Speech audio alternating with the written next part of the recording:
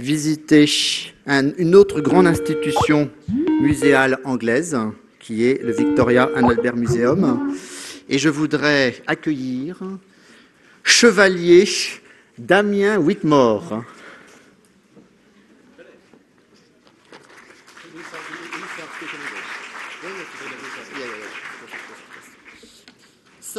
Damien va nous faire une présentation.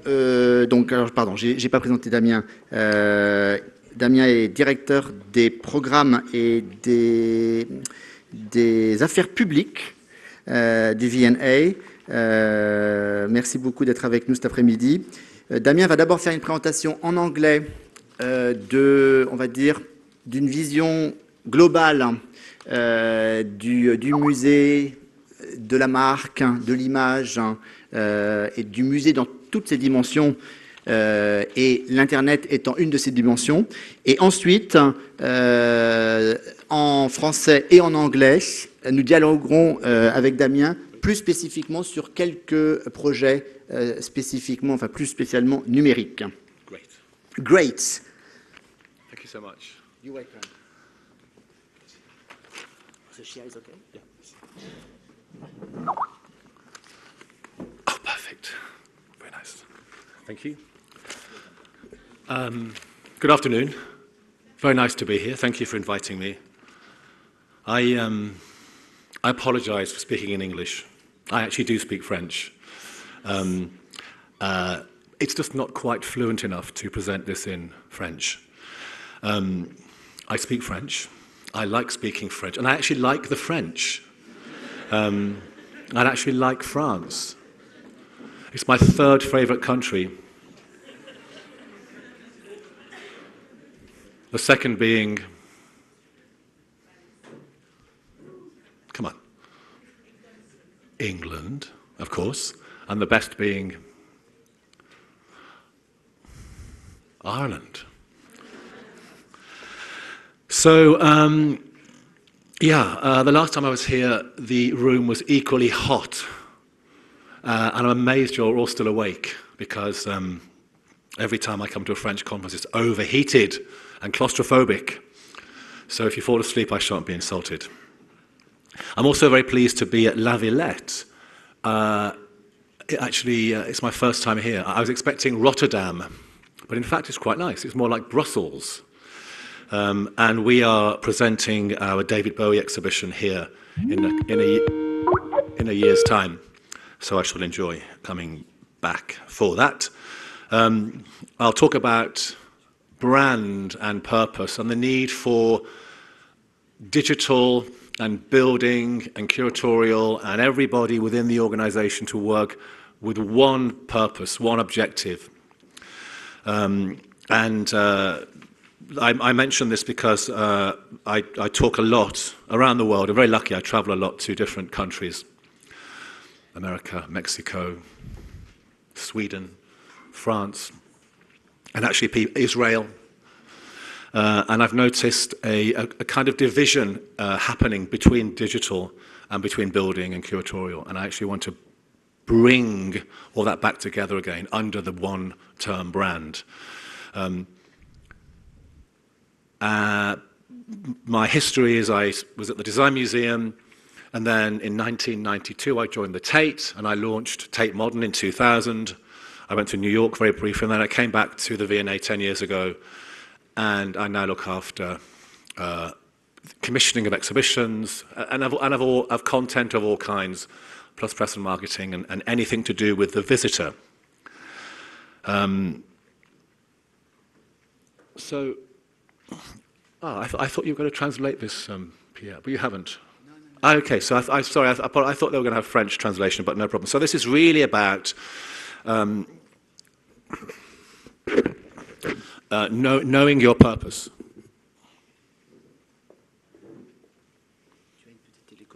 Oh, I can actually do that from here. That's okay.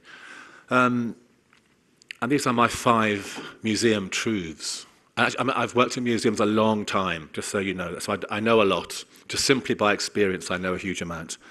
The museums are important. Every country I visit, from India to Mexico to China, everyone is building new museums. So museums clearly have still a very important function for all kinds of reasons.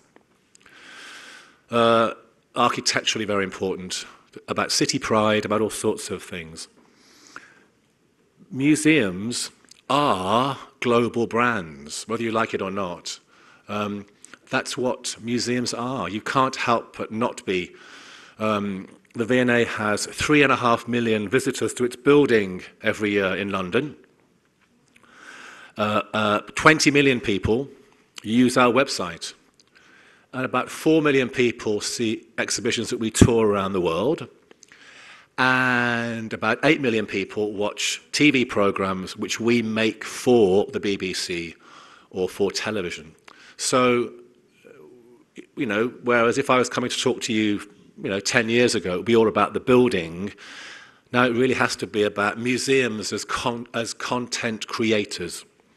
I still think that museums have their soul and their raison d'etre in objects and buildings, but the digital world has changed everything, and we have to think of ourselves now as these global brands for something, that we actually stand and represent something.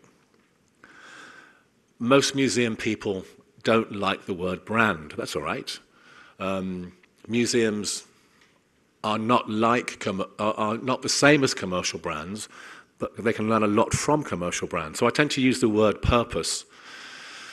And what that means is that everybody who works for the V&A or the Louvre or MoMA or wherever, every single person, whether it's the director or the guard or the curator or the communicator, shares one single vision, that they're there for one reason, and that is the visitor, that everyone who works in a museum is there for the visitor. Now, the visitor is the most important person in the museum, obviously. That's what we do. We share knowledge, we share expertise, we look after them. And so visitors need to come to the museum, whether it's online or in the building, and have a wonderful experience and leave wanting more. But the brand has to be true. It has to be shared. It has to be unified within the organisation. And that's what this talk is really about. So when I was at the Tate in 1998, which was when we had websites and it was really more about buildings, the words on your left is where I think, and I don't know much about French museums, but my sense is British museums are pretty far ahead. When I talk internationally, it seems that British museums like Tate and V&A have really pushed the idea of brand forward, that there's less curatorial versus marketing division, that they all work as one team. I've no idea whether that's the case here. You might enlighten me, but I kind of doubt it. I think you've probably got a way to go still. Anyway, where we were on the left was about art and about few, about being quite national and actually looking fairly inward. And when we were building Tate Modern, we realised we had to build something new, not just because it was a new building, but also because of the rise of the internet. And on the right, yeah, your right, is where we wanted to take the museum towards experience, towards engaging, people before art, provoking and looking outwards. And I think that list for me is still where most museums need to be, looking outwards more, thinking more about the experience. And this is not a marketing thing. This is an absolutely essential curatorial thing, directorial thing. The director owns the brand. The director owns the communication. It's about having a clear vision, a shared vision, that what we do for visitors.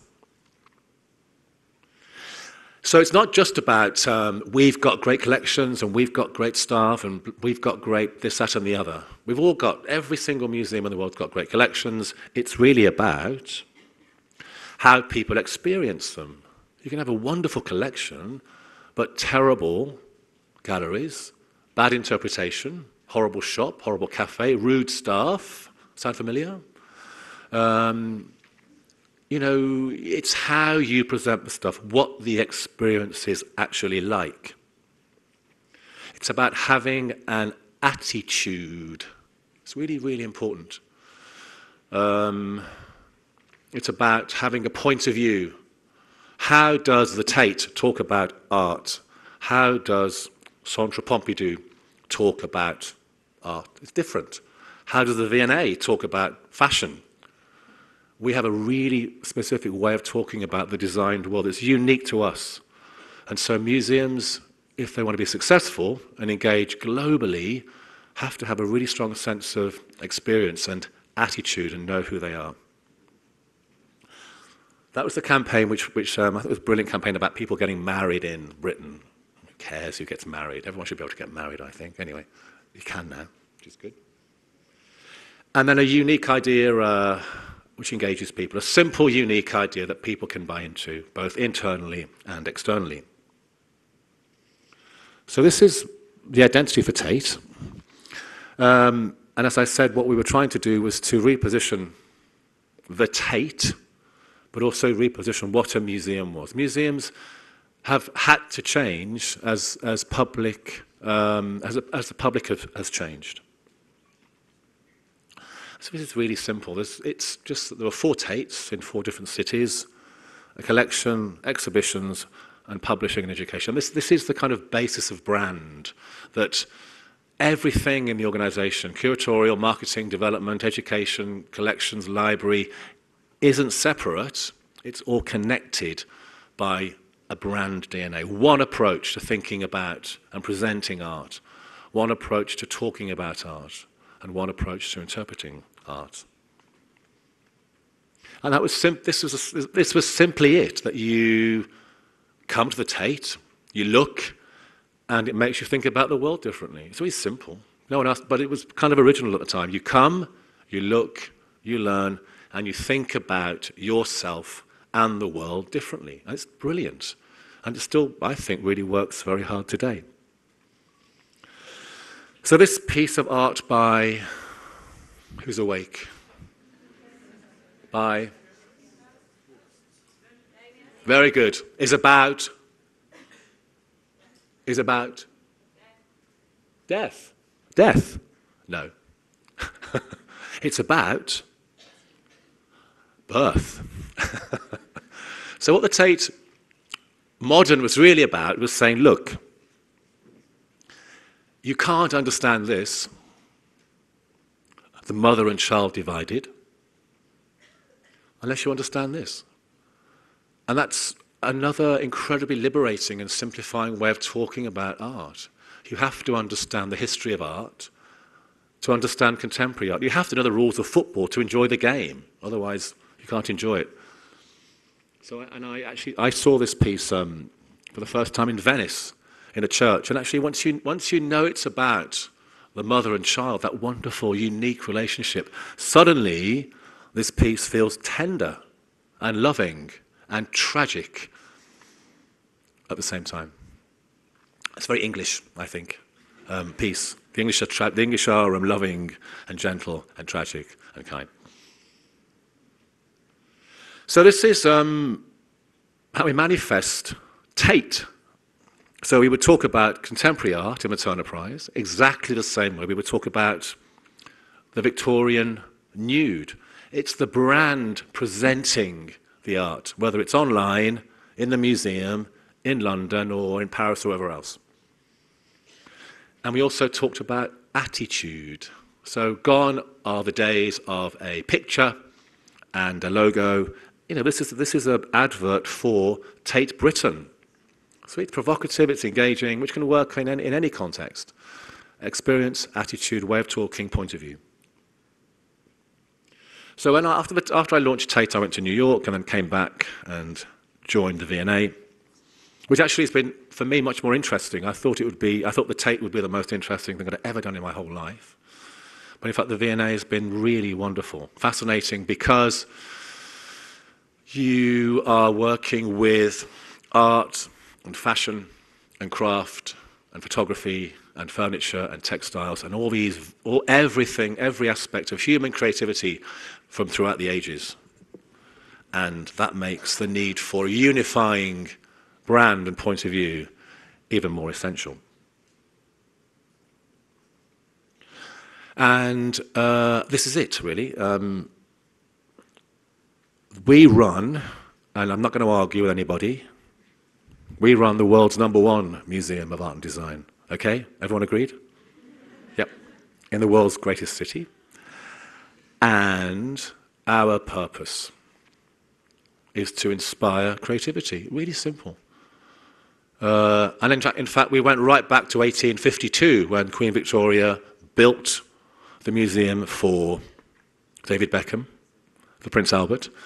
And that's why the museum was set up, to inspire people to be creative. So whether you are Christian Lacroix, who loves the V&A, or I don't know, me or you or whoever else, you come, you look, you learn, and you're inspired to create. So we can interrogate every single thing that we do. And we have these values. Scholarship. So every single thing that we do, online, offline, wherever, is scholarship, is scholarly.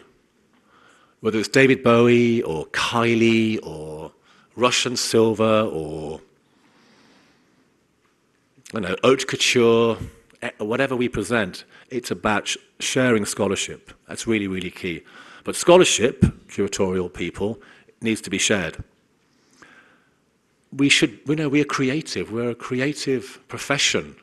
But I sometimes really worry that museums just lose their creativity. We get blocked and locked into bureaucracy, probably worse in France. I mean, at least in Britain, it's kind of public sector and private sector. So we're not kind of dragged down by the government constantly. But, we really need to keep creative and take risks and try new things out. And I think the public always respond to that.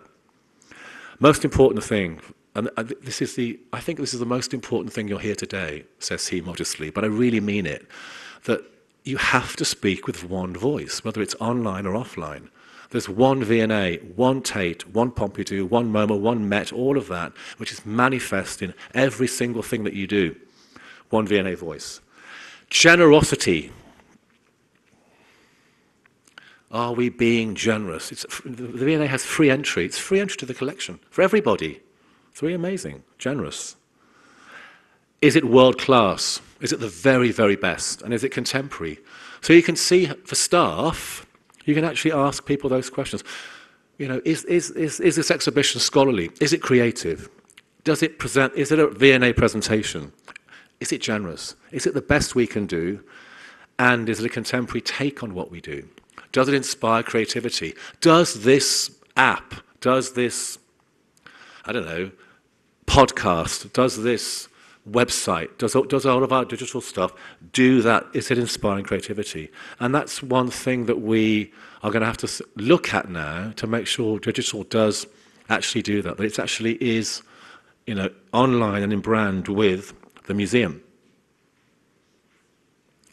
Anyway,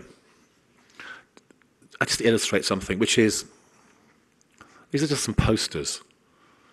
And you'll see there's one logo, one typeface, but what's the most important thing on the poster? What's the most important element of the poster? Yeah, why? Why is the logo the most important thing?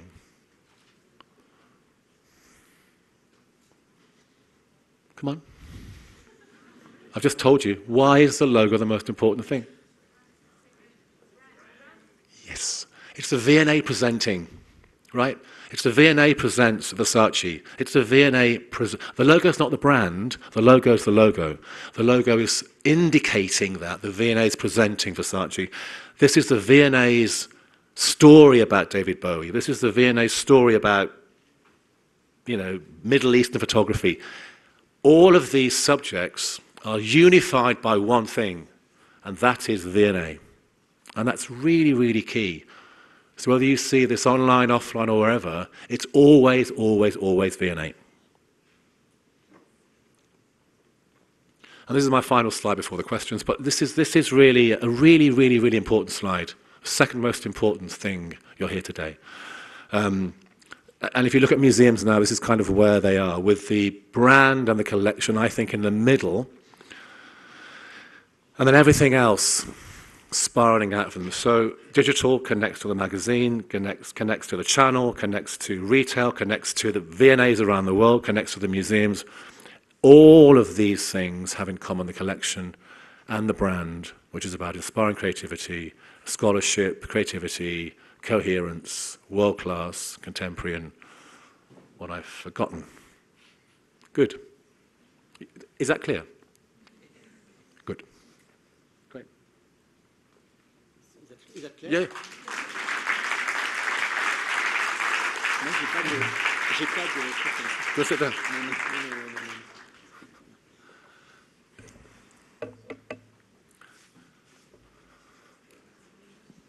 Tout à l'heure, j'ai présenté Damien en disant chevalier, mais je n'ai pas expliqué pourquoi je l'avais appelé chevalier, mais vous aviez dû comprendre qu'il avait reçu une petite médaille. Yes, that's right. C'est pour ça que tu aimes beaucoup la France. That's why you like France, because of this. Why do I like France? Because it's complicated. And Good answer. yeah, that's why. And it's the complete opposite to the Irish, in some ways. So thanks very much for this presentation, and I like your last slide because it shows that. Pardon, je vais parler en français. Ça montre que le numérique n'est qu'une dimension d'une stratégie globale marketing ou stratégie globale d'un musée, et c'est ta pensée profonde. Il ne faut pas isoler le numérique du reste. Yes. Alors, en avril 2013, le V&A, il y a eu un article qui a fait beaucoup de bruit, qui était un article du Guardian, qui a été regarder les sites des plus grands musées du monde, et vous avez eu 10 sur 10. You get the best. Yes, we did. Amazing. Yes, How wonderful. amazing. Yes. And one of the main things, l'une des choses les plus importantes qui était notée dans l'article du Guardian, c'était the V&A channel. Okay, I'll talk about that. Yeah. So can you explain a little bit this? So we set up the V&A channel. Can we show it? Is that? We can. If you like. We can go. Yeah. Can we go and show V&A channel? Okay. We do on here. Well, so I'll explain what it is. The channel is really a site within the main website where we present all of our film content. And the channel is really our haute couture film content. And that's mainly, and it's high production values, and it really is based around the exhibitions program. And we produce about 15 films a year, maybe more, maybe 20 films a year, around the exhibition, the major exhibitions, installations. We do live broadcasts of fashion shows. When Pierre's got it up, I'll be able to show you if it wants to come up. And what that really is about is increasingly seeing exhibitions not just as physical manifestations, but enabling people in, Tel Aviv or Paris or wherever who can't come to the exhibition to have some kind of experience of it.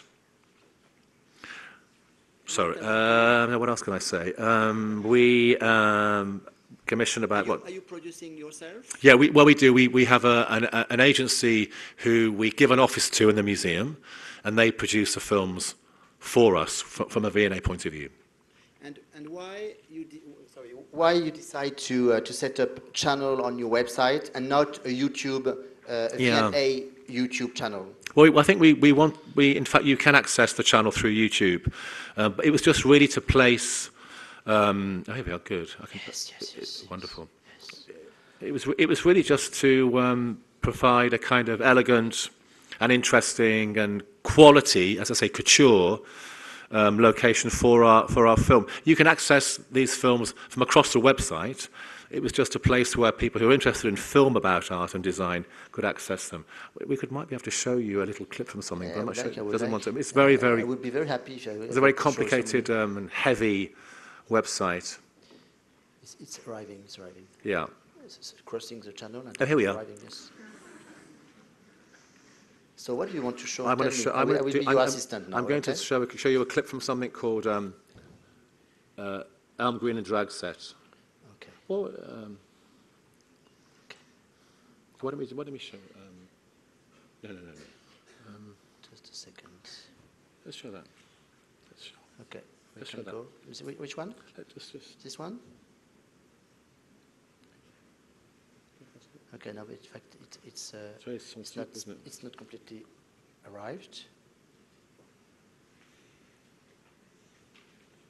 Let's do part of that. This is. I will show you a few minutes of this. This is a very short film about a Chinese artist. This one? This one, Xu Bing, who created an installation in the V&A Garden to accompany a major exhibition. He's one of China's most important contemporary artists.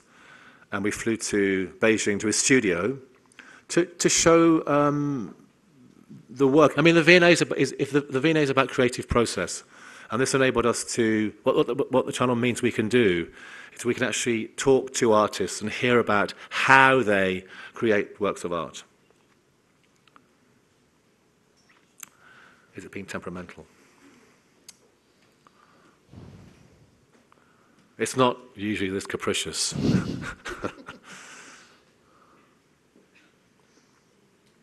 Don't worry, we can. I should close everything. Yeah, well, we can leave it and we can talk more. Okay. Sorry about this. It's technology at a technology conference.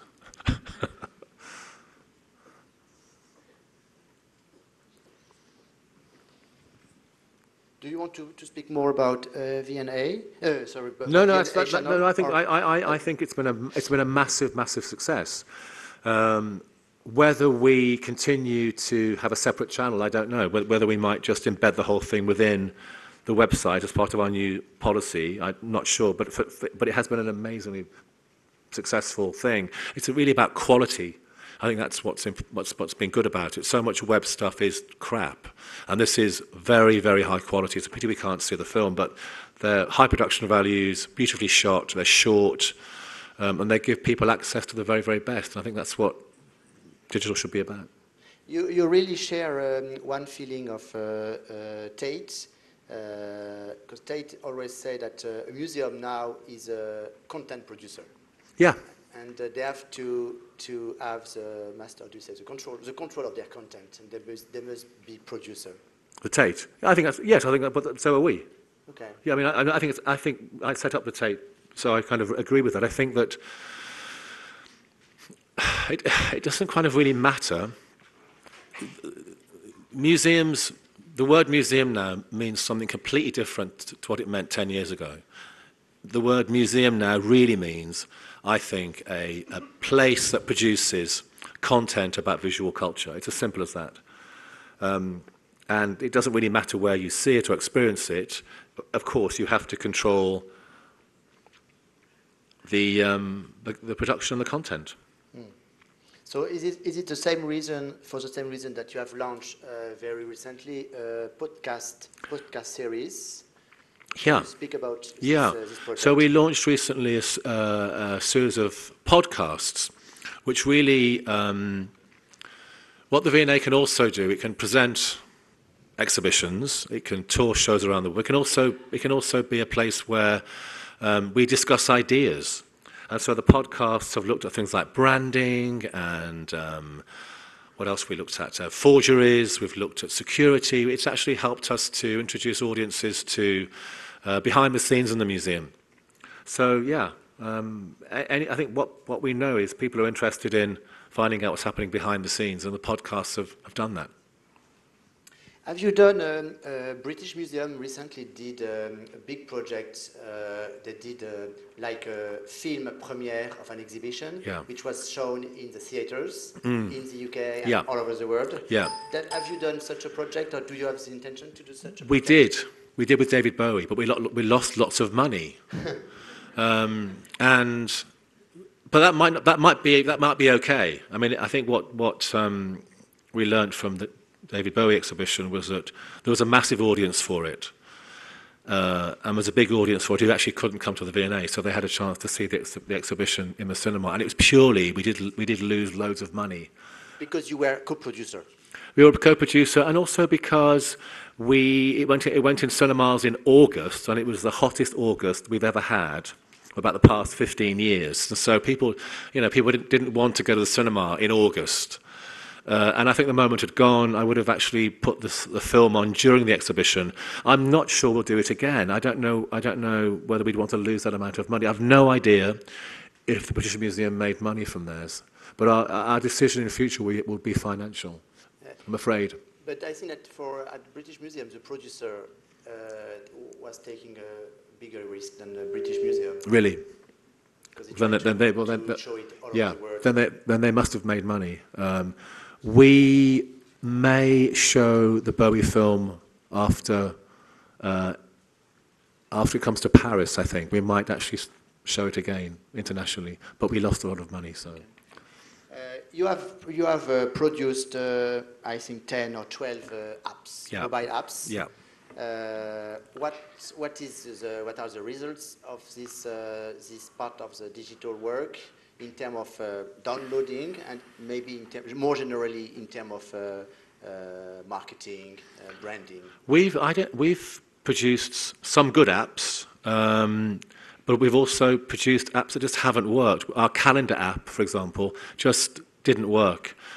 People don't want to wait 5 minutes before they download an app. They want to come straight to the V&A website, so we'll probably cancel that. Apps linked to exhibitions have been more successful. And I think if we do produce more apps, they'll be linked to specific exhibitions or specific parts of the collection. And when you do application for exhibition, are you charging the application? Yes. Or, so it's a business model. Yes, absolutely. Yeah.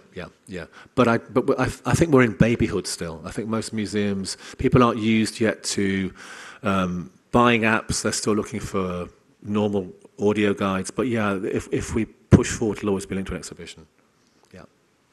Maybe we can take 1 or 2 questions. En français ou en anglais. Damien va répondre en français d'ailleurs. Ah oui, je sais parler français. I'm just being paresseux today. Come on. They're sleeping. Yeah, they're asleep. I thought it's too hot. Yeah. Tonight, this morning, it was too cold. Yeah, it's really hot in here. Allez, une petite question quand même. Oh, good. Yes. Bonjour, Adeline Rispal, je suis scénographe à Paris. Ma question, do you want me to ask the question in English? Yes, do you mind? Okay, sorry. I'm Adeline Rispal, I'm exhibition designer in Paris. My question was that you said that British museums are much more dynamic. No, you didn't say that, but I know that. Oh, good. Perhaps because French museums have a public statue, and that's. I wanted you to tell us what you think about organizations of museums in France, in terms of branding and in terms of deep interest to publics. I know it's a difficult question. I'm asking you, but. Okay. It's a very deep question for me too. You talk about generosity. Yeah. I was very interested by this because it's a word we don't use very much in France. Okay, well, I really love France. Okay, I'm really. So, what's my feeling about it is that my sense is that museums in Britain have a much stronger sense of the visitor. I think that's where the focus is on the visitor. If I ask a question at a French museum conference, if I say, who is the most important person in the museum, they usually say the director or the curator. What I really want to hear is the visitor. The reason why that is because I think it's because of what happened in Britain in the 1980s and 90s. And under Mrs. Thatcher, this is kind of complicated because it was both horrible but also kind of good because we had to become much more commercial and in many ways more democratic. Thatcher was a Democrat in many ways. She was anti-upper class, pretty anti-working class too, but she was really about value for money and about making museums more accountable. And at the time, it was really, really tough. But actually, I'm on the left politically, but actually it was good. I think it helped to democratize museums and made us think about our purpose, which was to be a place for visitors. That museums are not storehouses for art and culture, that they're places where you have to share scholarship, share artworks. I think that's really, really, really key. And so now, half of our money at the V&A comes from government, and the rest we earn. And I think we earn money by being very, very generous. And what that means is that we have 3.5 million people to the building who pay nothing, but 3.5 million people buy 3 million cups of coffee for £4 and 4 million books. If we charged, we'd lose that audience. And we'd lose the goodwill. So my sense is I think museums in London are really focused on the visitor, very good at brand. They actually understand brand.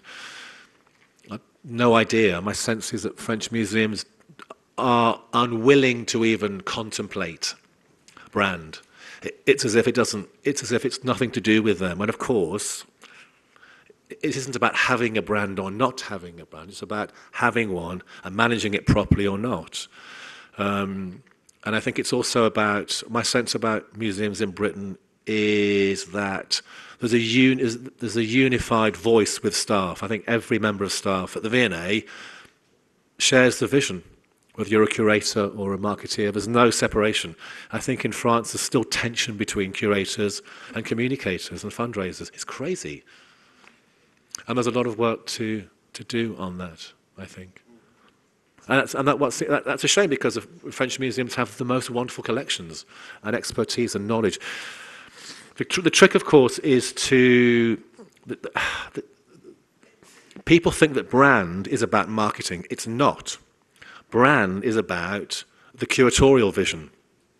That's the truth. So you have to take, if you can get your curatorial staff leading on the brand work, it's brilliant. That happened at the V&A. They took it, they wanted it, and which meant that I could just facilitate it. So it came from them.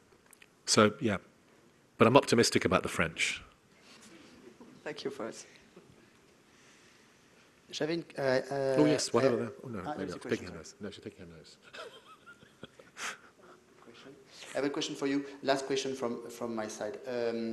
You are building a new museum. Yes. In Scotland. We're building 2 museums, but wow. Yes, okay. And one in Scotland. And I spoke this morning about the fact that you welcome a game designer inside the museum in relation with the university in Scotland. Yeah. Does it mean that because it will be a brand new museum, new building from scratch, digital will be more important or more integrated into the museum? It's not philosophy, but activities or organization, or I don't know. No, I mean, I don't mean that. I'm not being glib. What I mean is we're building a brand new museum in Scotland, which will open in 2017. V&A Dundee. Now, if the Scottish decide to withdraw from the UK, it's goodbye United Kingdom, which I think is a shame. But anyway, and that museum will just be a V&A in Scotland and will present exhibitions and the V&A collection in Scotland. What's interesting about Dundee is there's a fantastic university there which specialises in video games, and that will be an interesting link in terms of how we work with the university. What the V&A organisation is wrestling with now is collecting digital. How do we collect digital works of art? Not works of art. Into the collection. Well, into the collection, yeah. Is it? I mean, do we need to? I mean, they might just kind of sit there. Digital works of art. We've also begun to collect digitally printed items. We've collected the digital gun, for example. First one. Yes. Yeah, the first. Yeah. And we've had a video games designer in residence. We're planning an exhibition about video games, but the question for us is how do you show digital without it looking like a shop. So I think that that's something for us to kind of wrestle with and try to work out, is how we, I mean, what we're very good at is using it as a communication channel and a sharing channel. The bit we're more unclear about, and we have one curator working on this, is how do we show and collect digital practice? And that's, I don't know the answer to that yet. We will do. Dundee will be a place to experiment. Well, no, but the V&A, I hope, well, I hope the V&A in South Ken will be as well. Okay. We're also building another museum in London, a new V&A, which will open in 2020, which is a museum within the Olympic Park called V&A East. And that, I think, will be a space where we will experiment more with digital. Okay. Yeah. Yeah. So maybe one last question with a French answer. I want a French answer. Okay, French. Okay, I'll speak in French. All right, okay. Bonsoir. Bonjour, pardon. Fabien Escalona, des Arts Décoratifs. J'avais une petite question toute bête, à savoir combien approximativement vous consacrez en termes de budget au numérique par an, quels sont les modes de financement et combien de personnes travaillent sur ces sujets-là au V&A. Si la réponse pouvait être en français, ce serait formidable parce que je suis vraiment nul en français. Non, I'm going to speak, je vais parler en français. Vous allez voir. Il y a 14 personnes dans le département digital. Sur un total de combien de personnes? 300. Mais ça, c'est 100 personnes qui travaillent dans le musée. Ouais. Et attends.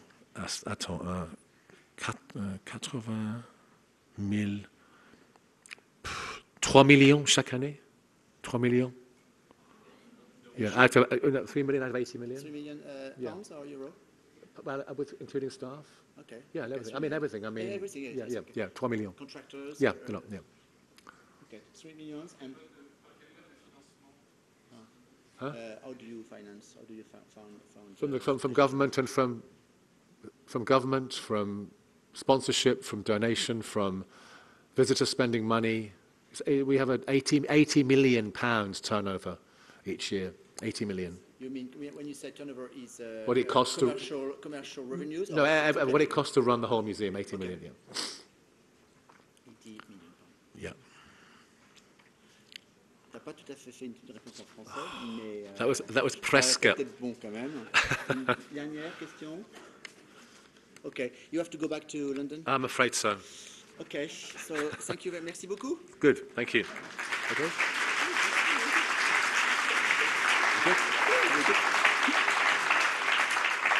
Merci. I enjoyed it. Yes.